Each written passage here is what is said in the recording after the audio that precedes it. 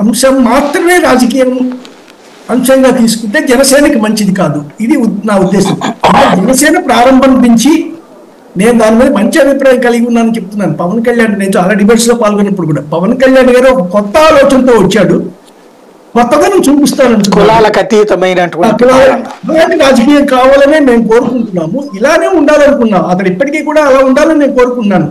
ఎన్నికల్లో గెలుపుకోవటం వేరండి. ఓసారి ఓడిపోయి ఉండొచ్చు, కానీ తను పట్టుకునే సిద్ధాంతానికి కట్టుబడి ఉంటే ఇప్పటికి కాకపోయినా తర్వాత బలీయమైన శక్తిగా ఎదగలుగుతాడండి.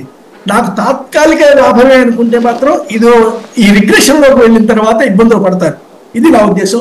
కాపుల రిజర్వేషను, మాదిగ రిజర్వేషన్స్ ఈ రెండు అంత సులభంగా అమలు అయ్యేటువంటివి కావండి.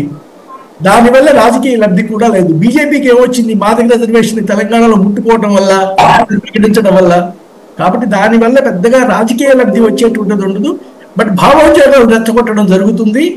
అది మాత్రం మిగతా సమాజం మీద కూడా పడుతుంది. ఆ ఒక్క విషయాన్ని నేను స్పష్టంగా చెప్పదలుచుకుందండి. రైట్.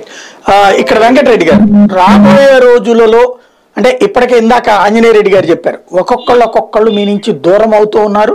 ప్లస్ ఇప్పుడు సామాజిక వర్గమే ఇంకొక వైపున వెళ్తుంది.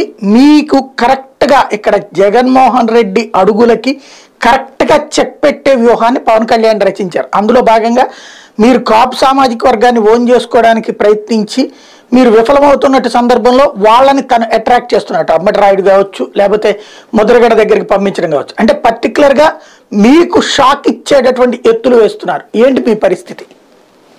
కాపులకి పెద్ద దిక్కు నేనే అని చెప్పుకునే పవన్ కళ్యాణ్ చూసే ఓటేయట్లేదు సార్.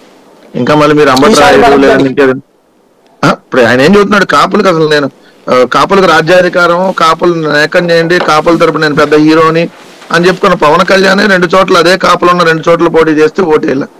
ఇంకా ఎవరో ఒకళ్ళు వ్యక్తి వస్తాడో లేదంటే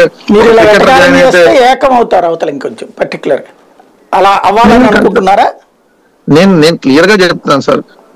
ఒక రెడ్డి వెళ్ళిపోయాడు అనుకోండి సార్, రెడ్లందరూ వెళ్ళిపోతారు అక్కడి నుంచి. లేదంటే ఒక కమ్మోళ్ళు, ఒక కమ్మ సంబంధించిన ప్రతినిధి లేదా ఒక కమ్మ సంఘం వెళ్ళి ఇంకోళ్ళకి మద్దతు ఇచ్చింది అనుకోండి, ఉన్న కమ్మోళ్ళు మొత్తం ఆ పార్టీ కోటేస్తారా? అట్లా ఉండదు కదా అంట నేను రాజకీయాల్లో. ఇది రాజకీయ పార్టీ.